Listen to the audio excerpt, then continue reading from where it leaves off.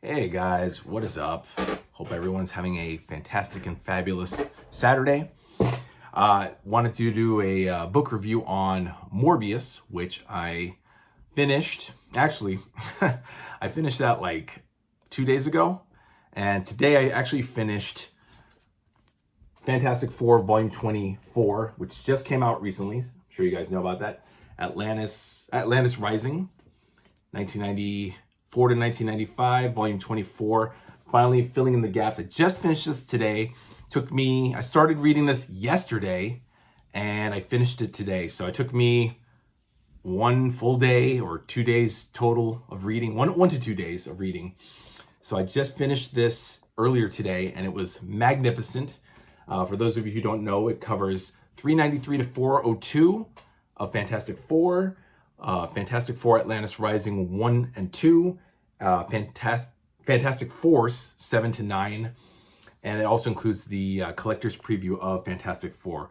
About 480 pages this had, and I finished it within a day, 2 days, however you want to look at it. Really good stuff, guys. My quick review about this, you get Atlantis Rising, which I had no idea about. I mean, I read Volume 25, Strange Days, and they mentioned Atlantis Rising. Had no idea what it was about. Didn't read Fantastic Four when it first came out. I was busy reading X-Men and Spider-Man at the time. But it was really good, really good, really good. I really enjoyed Tom DeFalco and Paul Ryan. Paul Ryan was the penciler. Danny Bolinati did the inking. Tom DeFalco did the majority of the writing. He did all the writing for Fantastic Four, but there was also, like in Fantastic Force, there was Tom Brevoort and Mike Kantarovich, something like that. They did the Fantastic Four, which crossed over with Fantastic Four 401 and 402, Fantastic Four 7, 8, 9, and Atlantis Rising 1 and 2. And even before that, from like 394 to 394 to 400, they had a little thing with the Watcher, Uatu the Watcher, and Aaron the Rogue Watcher, and the Celestials. So it was a pretty epic thing. Epic bar fight between the Thing and Wolverine. Not actually a bar fight between those two, but I want to say standout issue was 395, where the Thing and Wolverine. Thing finally confronts Wolverine for slashing his face back in issue 374, for those of you who don't know, which was pretty hardcore because Thing had like his face completely like scarred up, even though he was in Rocky form. His face is like completely scarred up. It was like, ah, but he's like, I'm gonna get the hold of that little runt Wolverine. And Wolverine's like, yeah, I invited you out for a beer. Let's make amends. And things like, I don't think so, short stuff. But meanwhile, like these other guys come and interrupt these agents. Who was it for? These agents from oh god, I just read the fucking thing and I don't even. Hold on, guys. Let me put on my ugly little glasses here. It's really important. It's really key here. Hold on. I should have this down already, but I don't. But this was such a good issue. One of my favorites. Oh, and 396 has a really funny moment here. Hold on, guys. Sorry, I'm very unprofessional here. Okay, so this is the issue, right? 395, Wolverine and the Thing, right?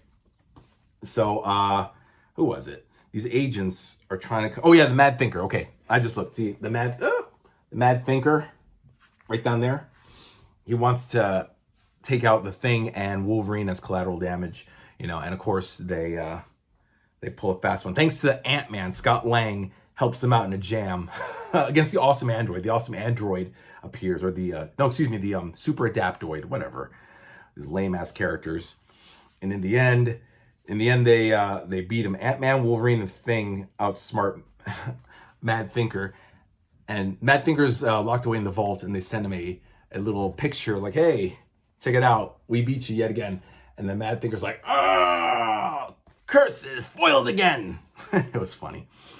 Anyway, and then in 396, the following issue, I like this because, for those of you who don't know, there was a Fantastic Four cartoon that only lasted for like a season or two. And like, they literally make fun of how horrible the animation is. Scott Lang makes fun of the Thing, into the Thing's face right there. He's like, oh my god, look how horrible this animation is, oh my god. And he's, of course, fooling him, he's laughing. He's like, hardy har har. The Thing is like, yeah, that's very funny.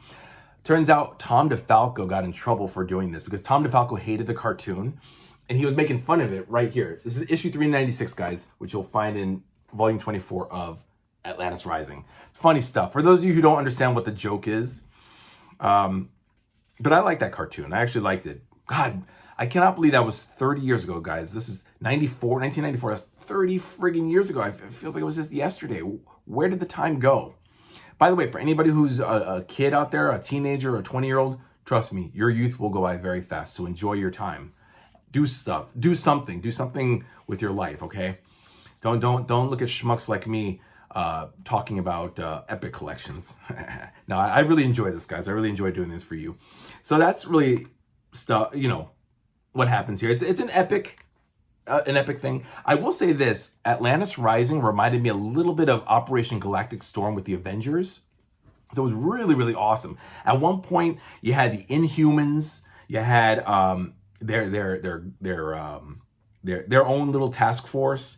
They had the Genetics Council, you had Maximus the Mad Breakout, you had Morgan Le Fay, who rose Atlantis up from underwater, and she renamed it Avalon. So you know, she's an enemy. Nathaniel Richards, which is Mr. Fantastic, Reed Richards' dad, he's a villain. Maximus is a villain. Like, everybody is like going after the Fantastic Four. Christophe Renard comes back. Not Dr. Doom. He's not Dr. Doom, but he thinks he's Dr. Doom. He's a little 12-year-old run. Imagine Damien from The Omen, guys, when he's like a teenager. That's who Christophe reminded me of. Very much like Damien. And he's always like picking on Scott Lang, you know, which is funny because later on in volume 25, Christophe like gets close with Scott's daughter Cassie. It's pretty funny. So yeah, this is issue 400, by the way. I was just looking at it. It celebrates 400 issues of the Fantastic Four, which is really good. You know, the one Watcher is like defeated by the Celestials, and you know, the Celestials are like, thumbs up, thumbs down, we'll destroy your world if we deem you unworthy. There's Aaron, the Rogue Watcher. He's the bad guy. He's like a bad Watcher. And it's sad. I'm not going to spoil it, but Uatu pays a price. Yeah, Fantastic Force, Huntara, and all these people. Pretty good. Oh, yeah, and then they have like a backup story in the back of 400 where they mourn Reed Richards. But we all know Reed will come back in volume 25. Oops. Sorry, spoiled that, guys. But that's pretty good stuff. I love that the inking and the artwork gets. I remember in 1995. This is when like the comic books subtly changed their art style. It was really nice stuff. Franklin's still a teenager. Now he runs his own team, Fantastic Force, for like another year. That only lasted for like 2 years. From 1994 to 96. Yeah, Fantastic Force. That was the book. So you get at least 3 issues of Fantastic Force in this volume. Really good stuff, though. I will say it was really good. And I'm putting it right back in the shelf here. Boom. Love that, guys. Look at that. Filled in the gaps. All right, real quickly, guys. And as I said, Wolverine volume 14 came. I'm sure you guys saw the short that I posted. I don't know much about the people involved except Frank Thierry. Thierry, he's the writer. He's a bit of a loudmouth and a douche, at least from the videos that I've seen. I don't like him, but this is prime Wolverine, guys. Like, look at the artwork. 21st century Wolverine. I don't know what to expect. Let's see. Volume 14, not 20. That was 24. 2000 to 2002. Wolverine, I guess, deals with the bastards at Weapon X who tried to, or no, who actually bonded. They didn't try to. They actually succeeded in bonding the adamantium skeleton to him. But if anybody knows what I'm in for with this, let me know in the comments. You can spoil it for me. You can tell me what happens, guys. I don't care. I still have to read it. I'm one of those guys where, like, you can tell me what happens. You can spoil it for me, but I'm still going to be like, I still have to read it to find out, you know. A lot of people are like, no, don't spoil it for me. No, I'm not like that.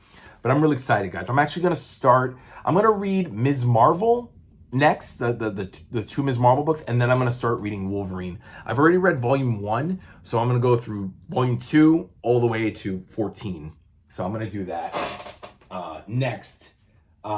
Just as far as the big volumes go, like this has like 10 volumes so far. So I'm, oh, hold on. Oh, shit. Okay, forget it. My book kind of slipped in the bookshelf. So that's that. Wolverine 14, we got Fantastic Four 24 down, and I just finished in the last, 4 days before, volumes 1 and 2 of Morbius.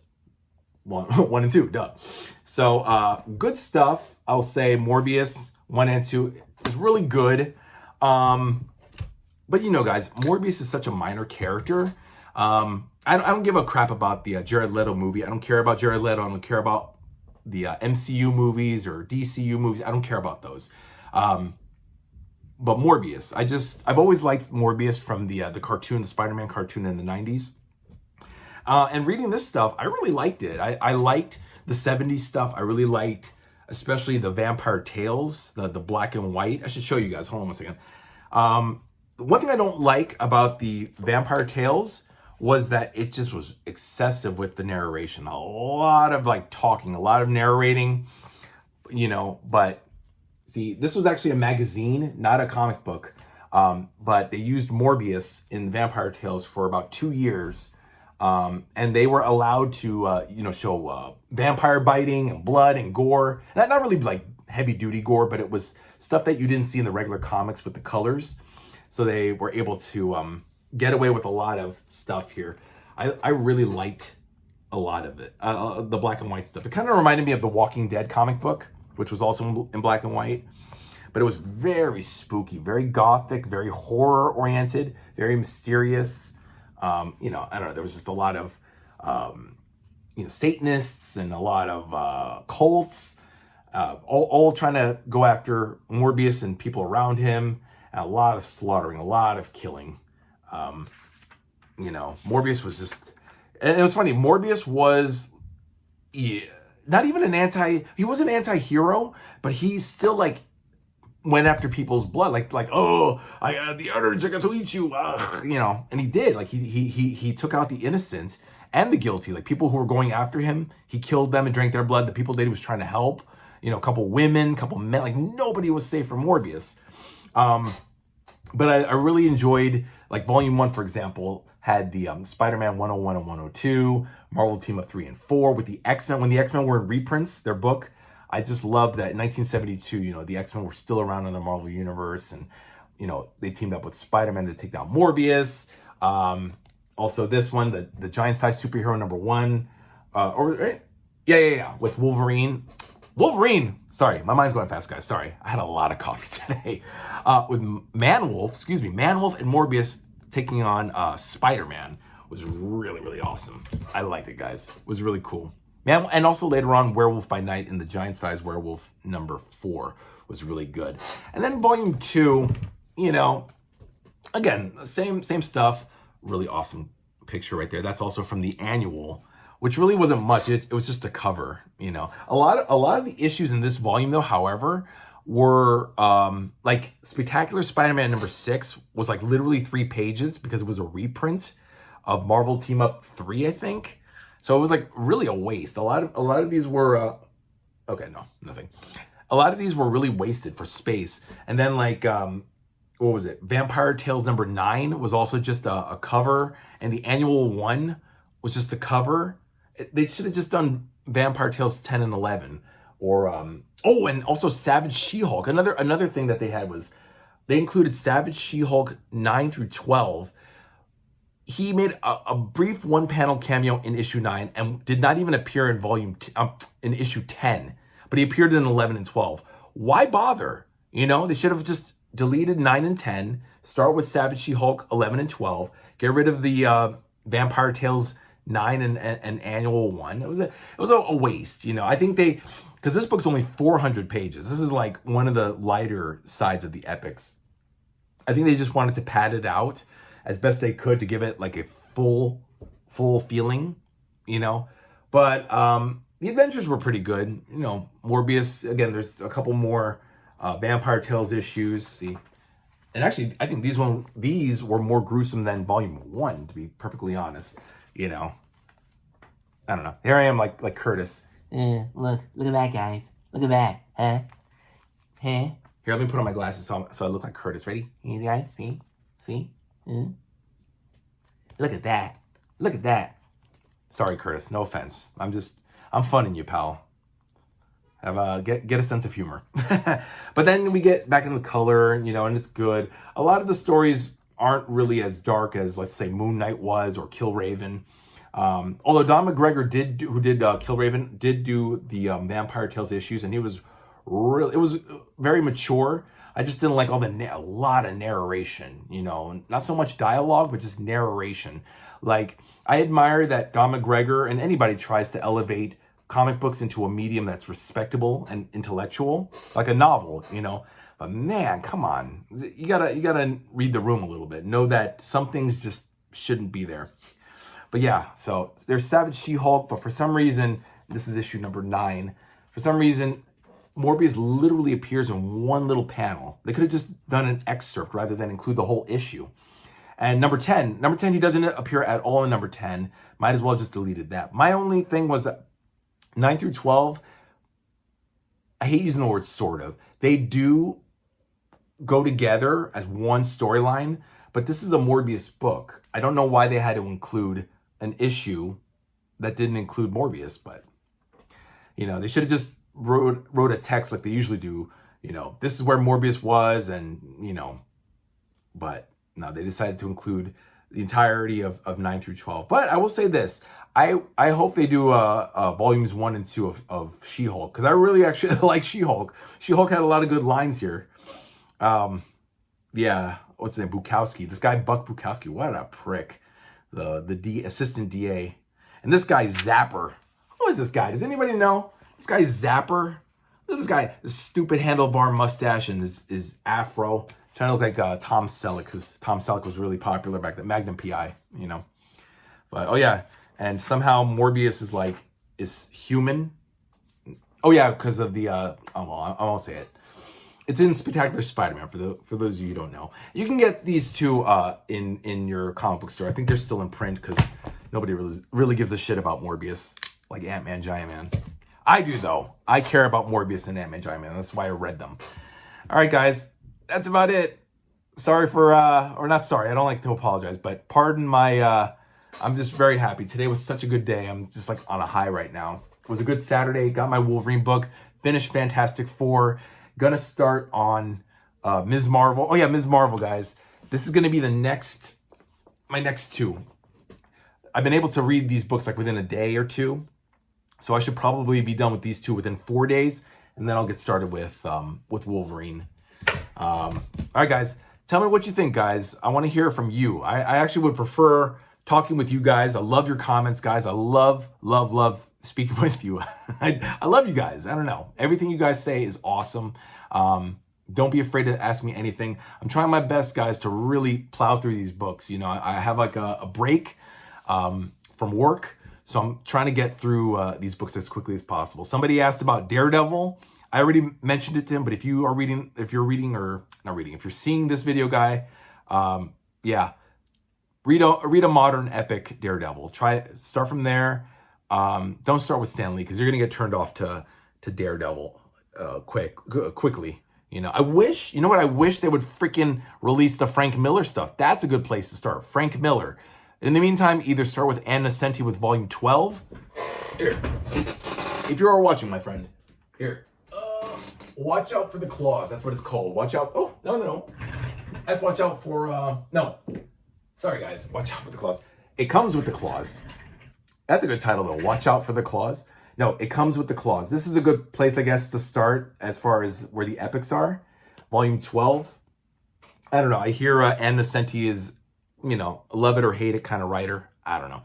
Let me know, guys, what you think about her writing. Let me know what you think about me reading Ms. Marvel. Should I just ditch her and read Wolverine? What do you guys think of Wolverine? What do you think about volume 14? What do you guys think of Fantastic Four 24? Let me know. Let me know what you guys think in the comments. Yeah, that's it, guys. Hope you enjoyed, and I'll see you next time. Bye.